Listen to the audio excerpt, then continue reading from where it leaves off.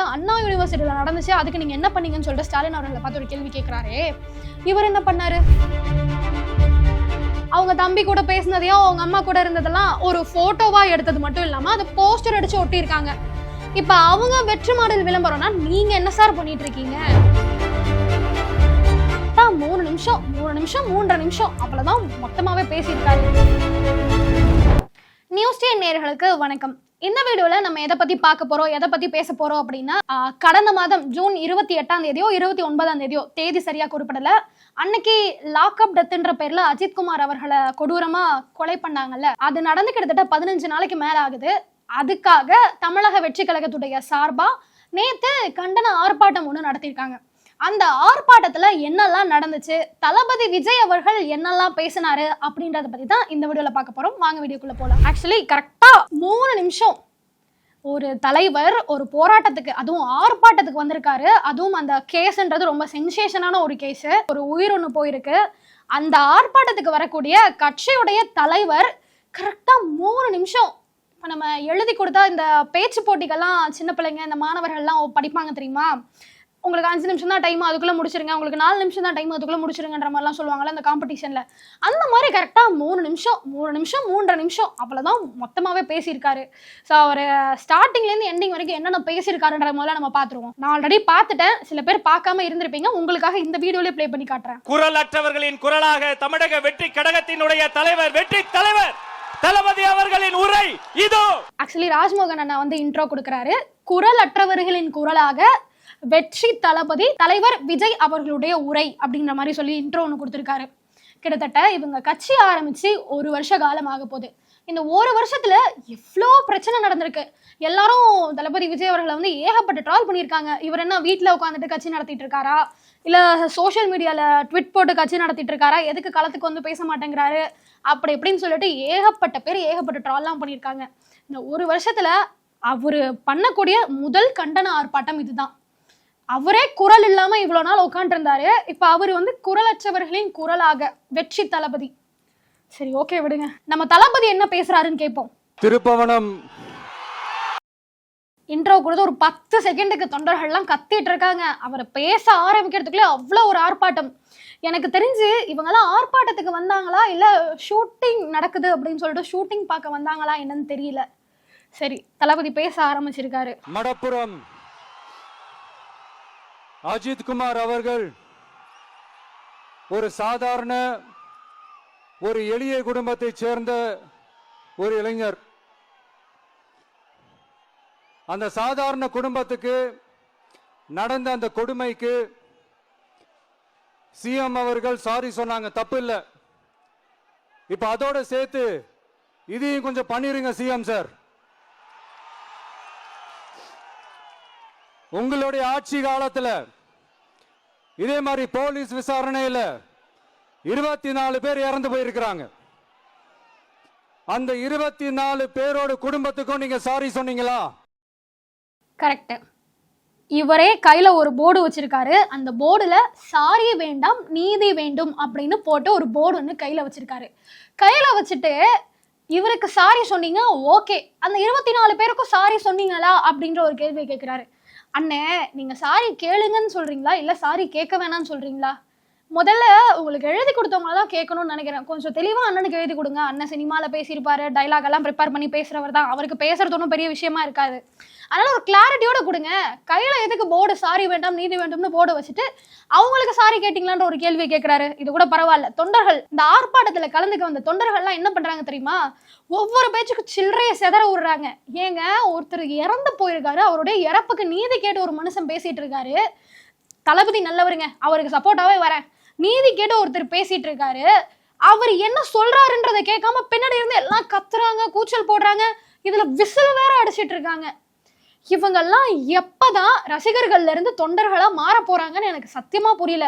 இதுல சில பேர் வந்து 26ல நாங்க தாண்டி எங்க தளபதி தான் சிஎம்னு வேற சொல்லிட்டு சுத்திட்டு இருக்காங்க. அரசியல்னா என்ன, அரசியல் எப்படி இருக்கும் அப்படின்ற ஒரு கண்ணோட்டமே அவங்களுக்கு இல்லை. அப்படின்னு அது என்னன்ற புரிதலே இல்லை. ஐ மீன், இந்த மாதிரி எல்லாம் ஆர்ப்பாட்டத்துல வந்து கத்தி கூச்சல் போட்டு விசில் அடிச்சிட்டு இருக்காங்க. சரி விடுங்க, நான் ஒன்றும் சொல்றதுக்கு இல்லை. அடுத்து என்ன பேசுறாருன்னு கேட்போம். தயவு செஞ்சு சாரி சொல்லிருங்க. அஜித்குமார் அவர்கள் குடும்பத்துக்கு நீங்க கொடுத்த நிவாரணம் மாதிரி இந்த 24 பேர் குடும்பத்துக்கும் நீங்க நிவாரணம் கொடுத்தீங்களா? தயவு செஞ்சு நிவாரணம், அந்த நிவாரணத்தையும் கொடுத்துருங்க.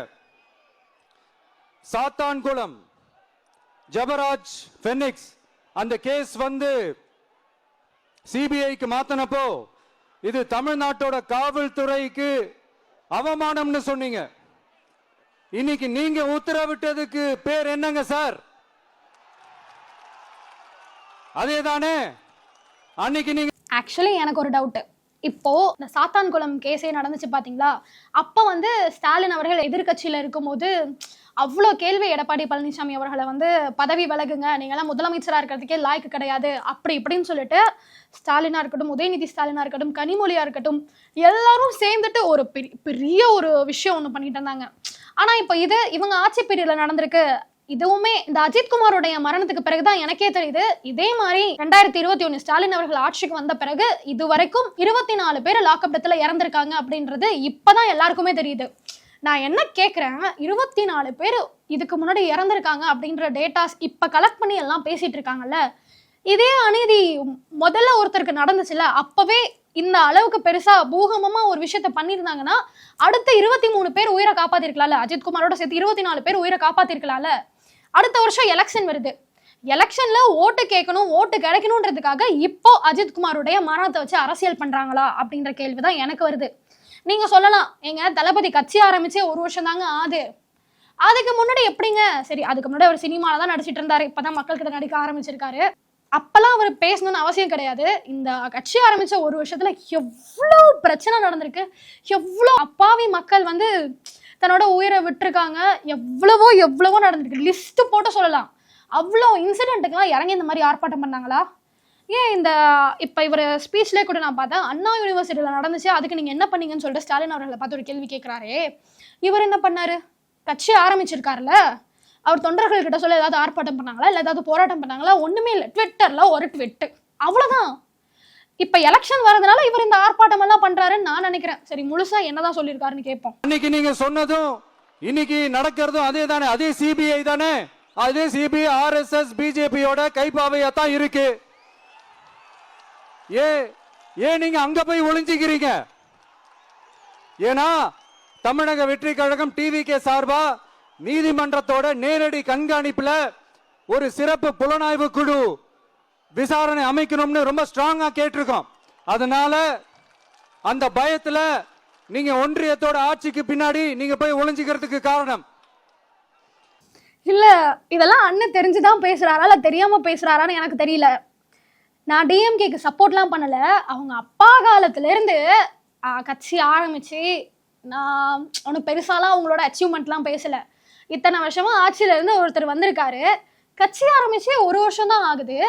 இவங்க நீதிமன்றத்தை அணுகி நீதி கிடைக்கணும் அப்படின்ற மாதிரி ஒரு மனு போட்டதால ஸ்டாலின் அவர்கள் பயந்து போய் சென்ட்ரல் கவர்மெண்ட்டுக்கு அந்த ஆட்சிக்கு பின்னாடி ஒளிஞ்சிக்கிறாராம். ஐயோ, எனக்கு என்னதான் சொல்றதுன்னு தெரியல. என்னென்ன சொல்றான் பாருங்க அப்படின்ற மாதிரி தான் இருக்குது கேட்கும் போது. லிட்டரலி எனக்கு சிரிப்பு தாங்க வருது, வேற என்ன சொல்றதுன்னே தெரியல. இவங்க எழுதி கொடுத்தவர் தப்பா இல்லாத இவர் இந்த ஒரு டயலாக் ஒன்று வரும்ல ஒரு படத்துல, எவன்டா இவனுக்கு எழுதி கொடுத்தான் கண்டபடி உளறிட்டு போறான் அப்படின்ற மாதிரி, அந்த மாதிரி தான் எனக்கு இருக்கு. சரி, ஓகே, நான் ஜென்யூனா எனக்கு தோன்றதா நான் பேசுறேன். இந்த வீடியோக்கு கீழே தளபதி அவர்களுடைய ரசிகர்கள், தொண்டர்கள்லாம் கிடையாது, தொண்டர்கள் நியாயமான விமர்சனத்தை தான் வைப்பாங்க. ஆனா ரசிகர்கள் என் கழுத்தை கடிப்பாங்க. யார் இது? உங்களுக்கே தெரியும் அவங்களோட ஃபேன்ஸ் எல்லாம் என்ன மாதிரியான கமெண்ட்ஸ் எல்லாம் போடுவாங்கன்னு சொல்லிட்டு. சரி, அடுத்து என்ன சொல்லியிருக்காருன்னு பார்ப்போம். இன்னும் உங்களோட ஆட்சியில் இன்னும் எத்தனை அட்ராசிட்டிஸ், அண்ணா யூனிவர்சிட்டி கேஸ்ல இருந்து இன்னைக்கு அஜித்குமார் அவர்கள் கேஸ் வரைக்கும் எல்லாத்துக்கும் நீதிமன்றம் தலையிட்டு உங்க கவர்மெண்ட்டை கேள்வி கேட்டுக்கிட்டு இருக்கு. எல்லாத்துக்கும் நீதிமன்றம் தலையிட்டு கேள்வி கேட்கணும்னா அப்புறம் நீங்க எதுக்குங்க சார்? உங்க ஆட்சி எதுக்குங்க சார்? நீங்க உட்கார்ந்து இருக்கிற அந்த சிஎம் பதவி எதுக்குங்க சார்? எப்படி கேள்வி கேட்டாலும் உங்ககிட்ட இருந்து எந்த பதிலும் வர போறதில்லை. ஏன்னா இருந்தா தானே வரும். மேக்சிமம் உங்ககிட்ட இருந்து வர பதில் சாரிமா, தெரியாம நடந்துருச்சுமா, இல்லனா நடக்க கூடாதது நடந்துருச்சுமா, சாரிமா, அவ்வளவுதானே. இந்த வெற்று விளம்பர மாடல் திமுக சர்க்கார் இப்ப சாரிமா மாடல் சர்க்காரா மாறிடுச்சு. வெற்று விளம்பர மாடல் சர்க்கார் இப்ப சாரிமா சர்க்காரா மாறிடுச்சு. இவரு அஜித்குமாரோட வீட்டுக்கு போனாரு தளபதி, சரியா? அவர் வீட்டுக்கு போயிட்டு வந்ததே இவங்க கட்சியில இருக்கவங்க போஸ்டர் அடிச்சு ஒட்டி இருக்காங்க. இல்ல எனக்கு புரியல, இவங்க பண்ணா அது நல்ல விளம்பரம், அவர் பண்ணா அது வெற்று மாடல் விளம்பரம். நான் திரும்பவும் சொல்றேன், நான் வந்து டிஎம்கே கவர்மெண்ட்டுக்கோ இல்ல ஸ்டாலின் அவர்களுக்கோ சப்போர்ட்டே பண்ணல. ஜென்ரலா எனக்கு என்ன தோணுதோ அதை மட்டும்தான் நான் ஜென்யூனா சொல்லிட்டு இருக்கேன். சீரியஸா நான் பார்த்தேன். ஆக்சுவலி இவர் அஜித்குமாரோட வீட்டுக்கு போனது வந்து அதுவுமே ஒரு அரசியல் தான் பண்றாரு. சரி, அவர் அரசியல்வாதி, அரசியல் பண்ணட்டுங்க, சரியா? போயிருக்காரு. இவர் போனதும் நான் பார்க்கும்போது பரவாயில்லப்பா, இவ்வளோ நாள் வீட்டிலே உட்காந்து அரசியல் பண்ணிட்டு இருந்தவர் இப்போ நேரில் போய் களத்துலலாம் இறங்கிட்டாரு, வேலையெல்லாம் பார்க்க ஆரம்பிச்சிட்டாரு. இதுக்கு முன்னாடிலேருந்து கொஞ்சம் அங்கங்கே போயிட்டு தான் வந்துட்டு இருந்தாரு. சரி, இந்த விஷயத்துக்கு கூட போயிருக்காரு அப்படின்னு சந்தோஷம் தான் பட்டேன். மறுநாளே பார்த்தா அஜித்குமார் வீட்டுக்கு சென்ற தளபதி அப்படின்ற மாதிரி போஸ்டர் அடிச்சு ஒட்டியிருக்காங்க. அவங்க தம்பி கூட பேசினதையும் அவங்க அம்மா கூட இருந்ததெல்லாம் ஒரு போட்டோவா எடுத்தது மட்டும் இல்லாம அதை போஸ்டர் அடிச்சு ஒட்டியிருக்காங்க. இப்ப அவங்க வெற்று மாடல் விளம்பரம்னா நீங்க என்ன சார் பண்ணிட்டு இருக்கீங்க? இதெல்லாம் எழுதி கொடுத்தவங்க பார்க்காம எழுதி கொடுத்துட்டாங்கன்னு நினைக்கிறேன். டிஎம்கே கவர்மெண்ட் சைடு ஏகப்பட்ட அலிகேஷன்ஸ் இருக்கு, ஏகப்பட்ட தவறுகளும் இருக்க தான் செய்யுது. நான் அதெல்லாம் தப்பே சொல்லலை. இப்போ ஒருத்தரை நம்ம குறை சொல்றோம் அப்படின்னா நம்ம ஒழுங்கா இருக்கணும்ல, அந்த கேள்விதான் எனக்கு இவரை பார்த்தா கேட்கணும்னு தோணுது. இன்னும் ஸ்பீச் முடியல, 3 நிமிஷம் சொன்னல, இன்னும் கொஞ்சம் இருக்கு. பேலன்ஸ் எப்படி முடிக்கிறாருன்னு பார்ப்போம்.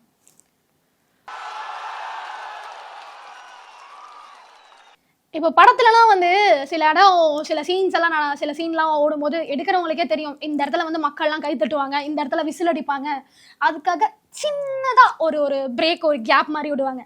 அந்த மாதிரி தளபதி பேசும்போதும் அங்கங்க ஒரு 10 செகண்டுக்கு ஒரு 20 செகண்ட் கேப் விடுறாரு. ஏன்னா தொண்டர்கள்லாம் கைத்தட்டி ஆர்ப்பாட்டம் பண்ணணும்ல, அதுக்காக.